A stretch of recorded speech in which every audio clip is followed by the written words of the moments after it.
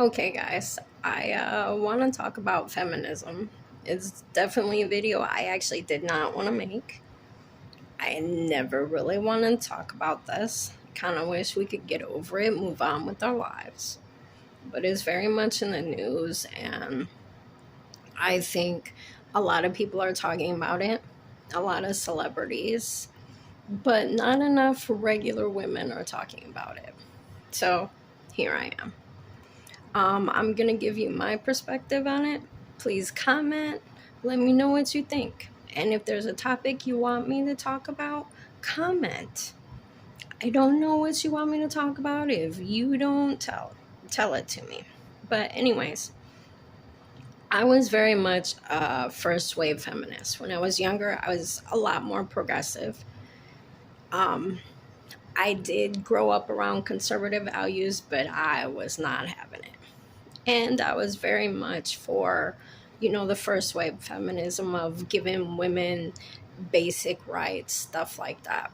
Now, this other stuff that is coming out, I don't ascribe to it. I don't like it.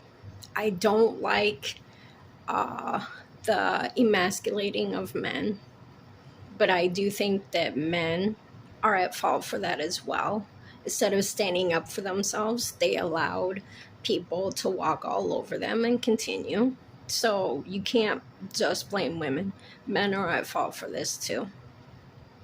But besides that, I also want to talk about the agenda behind it. Imagine that. Um, what I think is happening is feminism has actually um, given advantage to men instead of doing what it was supposedly originally supposed to be for. It was supposed to be to help women get equal rights and help them to be able to do some things that men could do. And to a certain extent, I think that was a very good thing. But I think that it has gone crazy. Okay, you have feminism and then you have women's empowerment. And I don't think there's anything wrong with empowering people. And then you had also sexual revolution. You had all this stuff mixed into what's supposed to be feminism. And I don't believe much of that should be lumped in with feminism. We were empowered when we're allowed to vote. We were empowered, when there's laws that protect us from maybe our abusers. And men should have those kinds of laws as well. But I'm just saying. And to me, what feminism has actually done is we've gotten to a point where we're erasing women. We're erasing the rights and values that are supposedly supposed to be ascribed to us as women. And I don't think enough regular women are talking about this. We have everyone else's opinion online but us. Mothers, daughters, sisters. What are we doing? Allowing other people, and these people speak for us. We have to speak for ourselves. I believe, okay, going back to the sexual revolution, what you did is you made sex easy for men. And especially predatory men or men that just wanted to have sex without complications or without responsibilities. That's not empowering women. Women, you helped make yourselves more single parents. Like, what are you doing? How could you not see what was going on? How could you not see the agenda? And then you have, it's helping to break up the family. Men are needed. And it has tricked so many women, like even me, for a long time. That pride, I can do anything I want without a man. I'm good. Okay, there's a lot of stuff I can do without a man, but there's certain things you cannot do that a man has to do and a man is good for. There are just certain roles and certain things that they can do that you can't. And we have to admit that. And we have to take responsibility for helping to victimize ourselves. What are we doing? What did we do? We allow men to come in, and now we continue with birth control. We continue with, oh, I'm so empowered because I slept with men before I was married, and I did it too. I'm not proud of it. I don't have a very high body count, but at the same time, and it's very, very low. It's not funny, but at the same time, it's like at a certain point, you have to admit you're wrong. And you have to admit that some of these ideas, they didn't play out well and they didn't work in our favor. And stop just doubling, tripling, quadrupling down on these things that aren't working.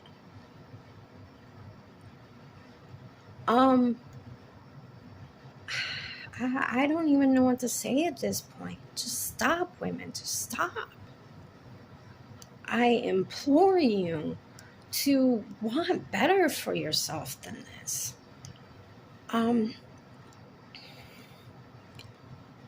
When I was younger, that is the way that I thought too.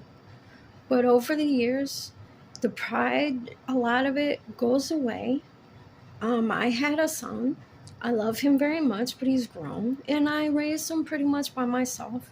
But my situation was a little bit different. It wasn't just about pride. It was the fact that maybe I didn't pick well. And that's something I have to live with. And that's something that I don't need your approval, and I don't need to apologize to you, but I did apologize to my son, and I apologized to God, because God didn't make me to be that way. And he didn't make you to be that way. And anyways, I've kind of gotten off where I was going. But the point is that all these things that happened, it was agenda behind it to break up the family, to falsely make you think that they were empowering when they weren't. They were making it easier for men who have no wish to make your life better whatsoever sleep with you with no consequences. That's what it is. It's very sexist, actually. And women, we all, a lot of us fell for it. Maybe some of you didn't. Wonderful for you. But some of us did. I did when I was very young. I grew out of it fairly quickly and seen crazy that was going on fairly young. And I decided to opt out of all the crazy because it just wasn't worth it to me. So I try to always give practical, real world advice to people. So I'm giving real world practical advice. Women, we have to want better for ourselves. I had a vision for my life, and I became a Christian, even when my son was younger. And I said, no more sex outside of marriage. I don't care if you liked it or don't. Your opinion does not matter to me. But I decided that. And I said, I have a vision for my life. And meaningless encounters is not going to be a part of that. I don't know what else to tell you except you got to want better for yourself. You got to want better for the people that love you and care about you. Because there's so many bad things that can happen if you don't have those standards for yourself. And I personally suffered a lot of abuse. I went through horrendous abuse when I was younger. Very bad. Maybe one day I'll make a video about it. I'm not trying to make this about me. I'm just saying I've been there. I've heard all the crazy, and it's not worth it. This is not women's empowerment. This is not feminism. This is not, I know what I signed up for. And I hope that more women let people know that this is not what they signed up for either. Because it's sexist what's going on. It's very much toxic masculinity now. And we have to admit that. Anyways, love you guys, but I had to talk about this. Video went a little long. Sorry about that, but I love you guys, and I have to bring my experiences to you, and you have to understand that these people do not have your do not want the best for you, but I do. And not because I may know you, but because we're human beings and we're supposed to love one another. And I don't care if you're Christian or not. This is something that needs to absolutely be said, and it needs to get out there. So I thank you for listening. Like I said, please comment down below. Let me know what you think of this. And I was not planning on getting this personal, but also, I just have to say before I go, don't let your trauma and what you've been through in your past rule your future. You can remember it, you can learn from it, but you have to deal with it. Otherwise, you will continue in the same path that got you to wherever you are right now. Or maybe you haven't gone down that path, but I'm telling you, a lot of women, and I would venture to say most women, get into bad relationships because they've dealt with trauma in their life, even men as well. And you have to get over it. I did, through God and through his help and through counsel from the Bible, etc. I didn't really go through a therapist, and I'm not saying that that was the smartest thing in the world.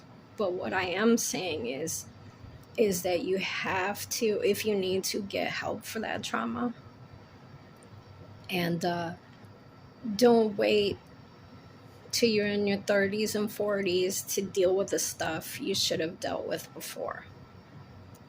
And if something very bad or traumatic happens to you, just know that if you don't deal with that, you are very much more prone to promiscuous relationships. You are very much prone to